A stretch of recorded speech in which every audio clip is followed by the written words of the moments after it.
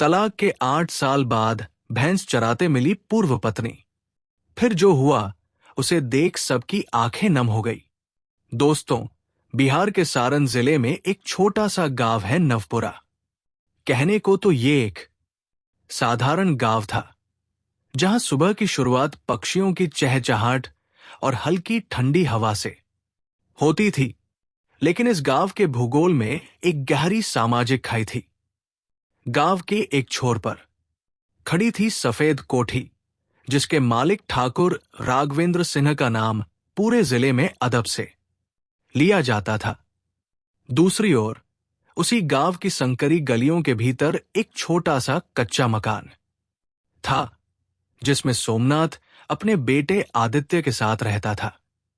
सोमनाथ के पास संपत्ति के नाम पर सिर्फ 2 बीघे की पथरीली जमीन थी और एक अटूट सपना कि उसका बेटा पढ़ लिख कर इस गरीबी की बेड़ियों को तोड़ दे। आदित्य बचपन से ही बाकी लड़कों से अलग था। जब गांव के बच्चे गुल्ली डंडा खेलते, तब वो किसी बरगद के पेड़ के नीचे बैठकर फटी हुई किताबों में अपनी दुनिया ढूंढता था। उसकी मेधा का लोहा पूरा छपरा शहर मानता था। उसने अपनी कड़ी मेहनत से जिले में टॉप किया और शहर के कॉलेज में स्कॉलरशिप हासिल की। आदित्य की आंखों में एक अजीब सी गहराई थी। वो बोलता कम था, लेकिन जब बोलता तो उसकी बातों में ईमानदारी और समझदारी की झलक मिलती थी। वह जानता था कि उसके पिता ने उसे पढ़ाने के लिए अपनी कमर तोड़ दी है, इसलिए उसने कभी किसी सुख सुविधा की मांग नहीं की। उधर सफेद कोठी की लाडली काव्या दुनिया के लिए एक पहेली थी। वो जितनी खूबसूरत थी, उतनी ही अभिमानी। ठाकुर साहब ने उसे फूलों की तरह पाला था। छपरा के सबसे महंगे कॉन्वेंट स्कूल में पढ़ने के बाद उसने शहर की हवा को कुछ ज्यादा ही अपना लिया था। उसे लगता था कि दुनिया का हर कीमती सामान उसके कदमों में होना चाहिए। ठाकुर राघवेंद्र सिंह अपनी बेटी से बहुत प्यार करते थे, लेकिन वे एक अनुभवी व्यक्ति थे। उन्हें पता था कि उनकी बेटी का घमंड एक दिन उसे डुबो सकता है। उन्होंने देखा कि उनके खानदान में अब वो बात नहीं रही थी। व्यापार डूब रहे थे और भाई भतीजे जायदाद के पीछे पड़े थे।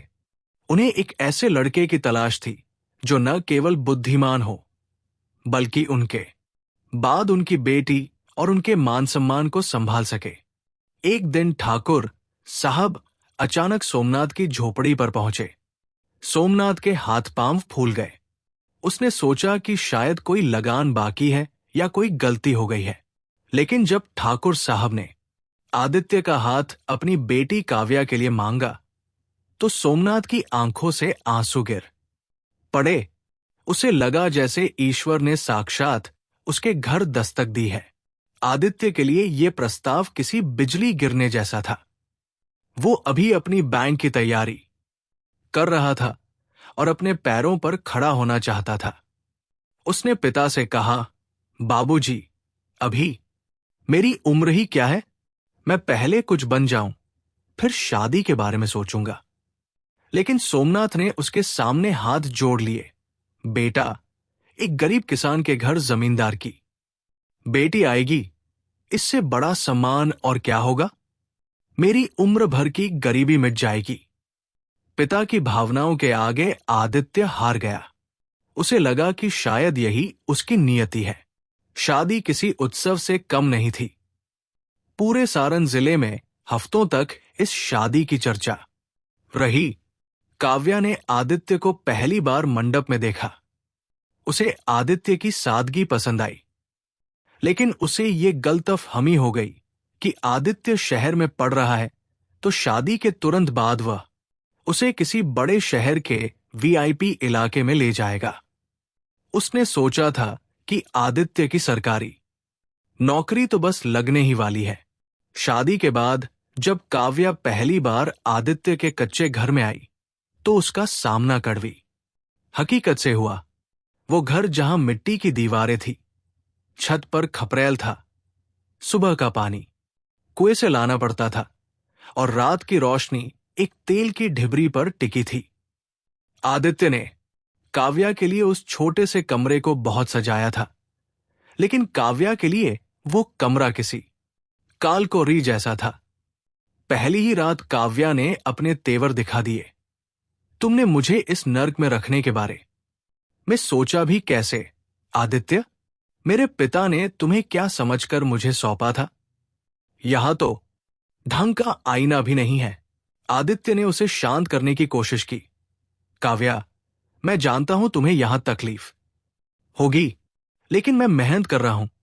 बैंक की परीक्षाओं के अंतिम दौर में हूं। जैसे ही नौकरी लगेगी हम शहर चले जाएंगे। तब तक थोड़ा सब्र कर लो। लेकिन सब्र शब्द काव्या की डिक्शनरी में था ही नहीं। उसे लगता था कि आदित्य की नौकरी न लगना उसकी नाकामी है। जैसे जैसे दिन बीतते गए काव्या का गुस्सा बढ़ता गया। वो रसोई में जाती तो धुएं से उसका दम घुटता। उसके रेशमी हाथ चूल्हा फूंकने से काले पड़ने लगे। गांव की औरतें जब उससे मिलने आती तो वो उनसे बात करना तो दूर, उनकी तरफ देखना भी पसंद नहीं करती थी। वो अक्सर आदित्य को ताना मारती, तुम्हारे पिता को जमींदार से रिश्ता जोड़कर इज्जत मिल गई, पर मेरी तो इज्जत मिट्टी में मिल गई। मेरे दोस्त पूछते हैं कि तुम्हारा पति क्या करता है, तो मैं क्या कहूं कि वो अभी तैयारी कर रहा है। आदित्य की पीड़ा और भी गहरी थी। वो दिन भर खेतों में काम करता ताकि घर में 2 वक्त की रोटी का इंतजाम हो सके, और रात भर जागकर अपनी किताबों के साथ संघर्ष करता। वह अपनी आंखों की नींद और शरीर की थकान को भूल चुका था, पर काव्या के कड़वे बोल उसके जख्मों पर नमक का काम करते थे। सोमनाथ भी अपनी बहू की नफरत भरी बातें सुनता, पर वो चुपचाप अपनी झोपड़ी के कोने में पड़ा रहता। उसे अपराधबोध होता कि उसने अपने बेटे की जिंदगी एक घमंडी लड़की के साथ बांध दी। शादी के 2 साल बीत गए। आदित्य ने कई इंटरव्यू दिए, पर हर बार वो कुछ अंकों से रह जाता। जितनी बार वो असफल होकर लौटता, काव्या का अपमान और बढ़ जाता। एक दोपहर की बात है, तेज गर्मी पड़ रही थी। आदित्य छपरा शहर से एक और इंटरव्यू देकर लौटा था।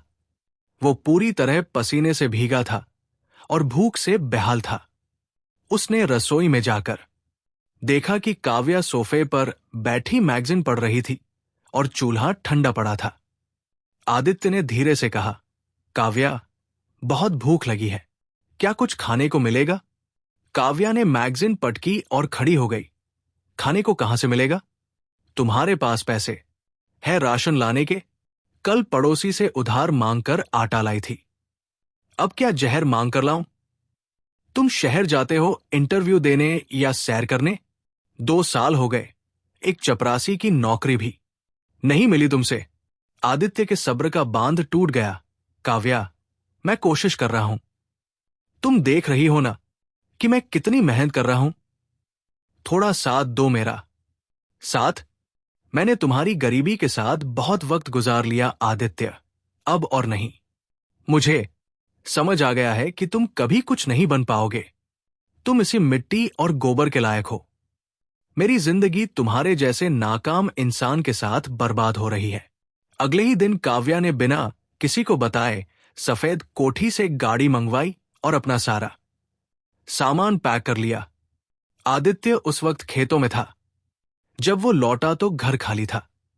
मेज पर एक पत्र पड़ा था जिसमें लिखा था, मैं अपनी जिंदगी जीने जा रही हूं। गरीबी तुम्हारी तकदीर हो सकती है, मेरी नहीं। मुझे और मेरे पिता को अब तुम्हारी जरूरत नहीं है। ठाकुर साहब ने भी अपनी बेटी का साथ दिया। उन्होंने आदित्य को संदेश भिजवाया कि वह दोबारा कोठी के आसपास न दिखे। कुछ महीनों बाद कानूनी कागजात आए और आदित्य ने बिना किसी विरोध के उन पर दस्तखत कर दिए। उसे एहसास हुआ कि काव्या ने उससे कभी प्यार नहीं किया था। वो सिर्फ एक अफसर से शादी करना चाहती थी, एक इंसान से नहीं। काव्या के जाने के बाद नवपुरा के लोग आदित्य पर हंसते थे। कोई कहता जमींदार की बेटी को नहीं संभाल पाया तो कोई कहता बेचारा, घरवाली भी गई और इज्जत भी। लेकिन आदित्य ने उन आवाजों को अपने कान तक नहीं पहुंचने दिया। उसने अपने पिता का हाथ पकड़ा और कहा, बाबूजी, आज से मेरा एक ही लक्ष्य है। मैं आपको वो सब दूंगा जो आपने खोया है। आदित्य ने हार नहीं मानी। उसने खेती में नई तकनीक अपनाई ताकि आमदनी बढ़े और साथ ही अपनी पढ़ाई को और भी कठिन बना दिया। उसने शहर जाकर ट्यूशन पढ़ाना शुरू किया। वो दिन में 16 से 16 घंटे काम करता। उसकी आंखों के नीचे काले घेरे पड़ गए थे, पर उसके संकल्प में कोई कमी नहीं आई। वो उस रात को नहीं भूल सका था जब काव्या ने उसे नाकाम कहा था। 5 साल बीत गए। आदित्य का संघर्ष अब रंग लाने लगा था। उसने न केवल बैंक की परीक्षा पास की, बल्कि अपनी मेहनत और ईमानदारी से वो कुछ ही समय में बैंक मैनेजर के पद तक पहुंच गया। उसकी पहली पोस्टिंग पटना में हुई। उसने अपने पिता के लिए शहर में एक छोटा सा घर लिया, लेकिन सोमनाथ का मन गांव की मिट्टी में ही अटका रहा। आदित्य अब एक सफल व्यक्ति था। उसके पास गाड़ी थी, सम्मान था और एक उज्जवल भविष्य था। लेकिन उसके दिल के एक कोने में आज भी वो टीस बाकी थी। उसने दोबारा शादी करने के बारे में कभी नहीं सोचा, क्योंकि उसे लगता था कि हर कोई उसे उसकी सफलता के लिए चाहेगा, उसके व्यक्तित्व के लिए नहीं। इधर नवपुरा गांव में ठाकुर साहब की कोठी की चमक फीकी पड़ने लगी थी। समय का पहिया ऐसा घुमा कि सब कुछ बदल गया। लेकिन आदित्य इन सब बातों से बेखबर अपनी नई दुनिया में अपनी पहचान बना रहा था। उसे नहीं पता था कि 7 साल का ये वनवास उसे एक ऐसे मोड़ पर ले जाएगा जहां अतीत और वर्तमान का आमना सामना होगा। 7 साल बीत चुके थे। पटना की चकाचौंध और बैंक मैनेजर की कुर्सी आदित्य को वो सुकून नहीं दे पा रही थी जिसकी तलाश उसे बरसों से थी। इन 7 वर्षों में आदित्य ने अपनी रातों की नींद और चैन सब काम की वेदी पर चढ़ा दिया था। आज उसके पास आलीशान फ्लैट था, लग्जरी कार थी और लोग उसे मैनेजर साहब कहकर बुलाते थे। तभी एक सुबह नवपुरा गांव से एक पड़ोसी का फोन आया, आदित्य बेटा, सोमनाथ काका की तबीयत अचानक बहुत खराब हो गई है। वे तुम्हें याद कर रहे हैं। फोन कटते ही आदित्य ने तुरंत अपनी कार निकाली और गांव की ओर रवाना हो गया। जैसे जैसे आदित्य नवपुरा की सीमा में प्रवेश कर रहा था, उसके दिल की धड़कनें तेज हो रही थी। रास्ते में वही पुराने बरगद के पेड़, वही तालाब और पगडंडियां थी। गांव के बाहरी इलाके में उसे ठाकुर राघवेंद्र सिंह की वो सफेद कोठी नजर आई। कोठी का विशाल गेट जंग खाकर जमीन पर पड़ा था। दीवारों पर काई जमी थी और चारों तरफ झाड़ियां उगाई थी। वो वैभव हवा में उड़ चुका था। आदित्य को अचरज हुआ, पर वो रुका नहीं। सोमनाथ अपने पुराने घर के बरामदे में लेटे हुए थे। अपने बेटे को एक बड़े साहब के रूप में देखकर उनकी आंखों में चमक आ गई। आदित्य ने पिता की सेवा की और कुछ ही दिनों में उनकी सेहत में सुधार होने लगा। एक दोपहर जब धूप चरम पर थी, आदित्य को कुछ दवाइयां लाने के लिए बाजार जाना पड़ा। वापसी में उसने सोचा कि वो पुराने रास्ते से होकर गुजरे जहां वो कभी पढ़ाई किया करता था। पुरानी सड़क पर अचानक कार के सामने भैंसों का एक झुंड आ गया। ड्राइवर ने जोर से ब्रेक मारा। धूल के गुबार में आदित्य ने देखा, एक औरत लाठी लिए उन भैंसों को रास्ते से हटा रही थी। उसने एक बेहद पुरानी, मैली और जगहजगे से फटी हुई सूती साड़ी पहन रखी थी। उसके पैर नंगे थे और धूप की वजह से त्वचा कांतीन हो चुकी थी। तभी आदित्य की नजर उस औरत के कंधे पर पड़ी। वहां एक कपड़े की झोली में करीब 5 से 6 साल का एक छोटा सा बच्चा गहरी नींद में सोया हुआ था। पसीने से उस बच्चे के बाल माथे पर चिपके हुए थे। आदित्य का दिल जोर जोर से धड़कने लगा। उसने ड्राइवर से कहा, गाड़ी रोको। आदित्य नीचे उतरा। जैसे ही वो उस औरत के करीब पहुंचा, औरत ने अपनी साड़ी का पल्ला चेहरे से थोड़ा हटाया। आदित्य के पैरों तले जमीन खिसक गई। वो कोई और नहीं, काव्या थी। जमींदार की वो बेटी जो कभी फूलों पर चलती थी, आज तपती सड़क पर नंगे पैर भैंस चरा रही थी। काव्या ने भी आदित्य को देख लिया। जैसे ही उसकी नजर आदित्य के सूट बूट और पीछे खड़ी कार पर पड़ी, उसके हाथ से लाठी छूट गई। उसकी आंखों में शर्म, ग्लानि और पछतावे का समंदर था। आदित्य ने कांपती आवाज में पूछा, काव्या, तुम यहां इस हाल में? काव्या फूट फूट कर रोने लगी। 7 साल का सारा अहंकार उन आंसुओं के साथ बह रहा था। उसके हाथ खुरदरे हो चुके थे और छाले पड़े थे। आदित्य ने पूछा, ठाकुर साहब कहाँ हैं? कोठी की ये हालत कैसे हुई? तुम यहां मजदूरी क्यों कर रही हो? काव्या ने हिचकियों के बीच बताया, आदित्य, तुम्हारे जाने के 1 साल बाद ही बाबा को व्यापार में बहुत बड़ा धोखा मिला। उनके भाइयों ने सारी जमीन हड़प ली, कोठी गिरवी रख दी गई और जब हम उसे छुड़ा नहीं पाए तो हमें बाहर निकाल दिया गया। सदमे से बाबा गुजर गए। जो नौकर हमारे तलवे चाटते थे, उन्होंने पहचानना बंद कर दिया। तब गांव के एक किसान ने मुझे अपनी गौशाला में रहने की जगह दी।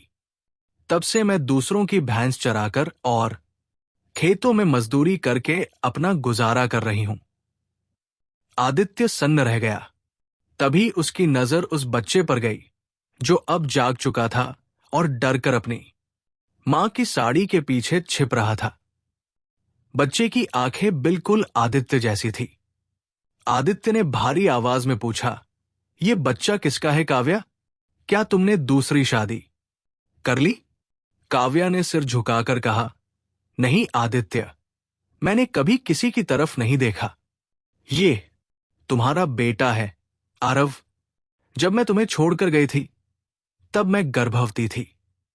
घमंड में आकर मैंने तुम्हें नहीं बताया, लेकिन जब वक्त ने करवट बदली तो मुझे मेरी औकात समझ आ गई। ये तुम्हारी आखिरी निशानी था, इसीलिए मैं आज तक जिंदा हूं। आदित्य के दिल पर जैसे बिजली गिर गई। उसका बेटा 7 साल से गरीबी में पल रहा था, नंगे पैर घूम रहा था। आदित्य ने आगे बढ़कर आरव को अपनी गोद में उठा लिया। बच्चे ने जैसे ही आदित्य के गले को छुआ, उसे एक अजीब सा सुकून मिला। आदित्य ने काव्या से कड़वाहट से कहा, तुमने मुझे 7 साल पहले नाकाम कहा था काव्या। कहा था कि मेरी औकात इसी मिट्टी और गोबर के बीच रहने की है। आज देखो मैं कहां खड़ा हूं और तुम कहां हो। काव्या ने सिर झुका लिया। मुझे मेरी सजा मिल गई है आदित्य। वक्त ने मुझे वो सब दिखा दिया जो मैंने तुम्हें दिखाया था। मैं आपके साथ चलने के लायक नहीं हूं। तुम बस इस बच्चे को ले जाओ, इसे पढ़ाओ और बड़ा आदमी बनाओ। आदित्य के मन में द्वंद्व चल रहा था। एक तरफ 7 साल का जख्म था, तो दूसरी तरफ उसकी पत्नी का पश्चाताप और उसका अपना बेटा। आदित्य ने आरव को अपनी छाती से लगाया। बच्चे की धड़कनें उसके दिल को झकझोर रही थी। उसने काव्या की आंखों में देखा। वहां अब कोई घमंड नहीं था, सिर्फ एक मां की ममता और पत्नी का पश्चाताप था।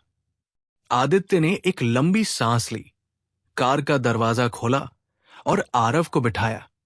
फिर वो काव्या की ओर मुड़ा। काव्या, 7 साल पहले तुमने एक गरीब लड़के को छोड़ा था।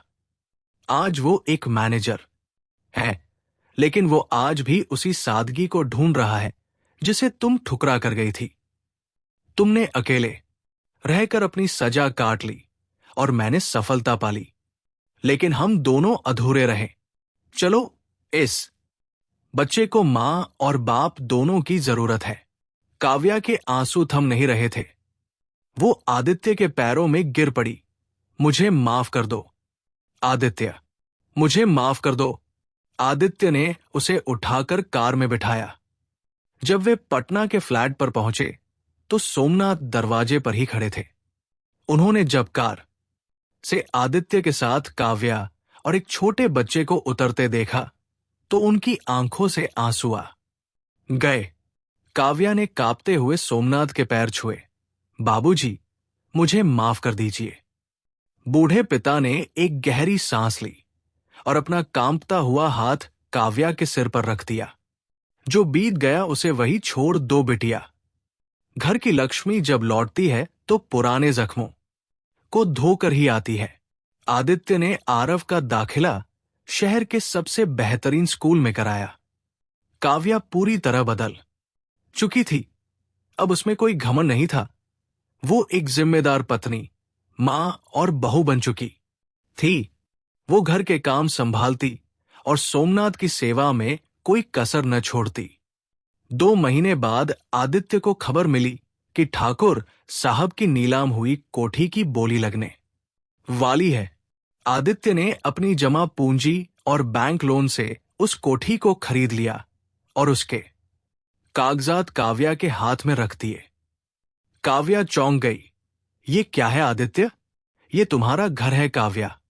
आज ये महल फिर से तुम्हारा है, लेकिन इस बार ये किसी अहंकार का नहीं, बल्कि एक पति के प्यार का प्रतीक है।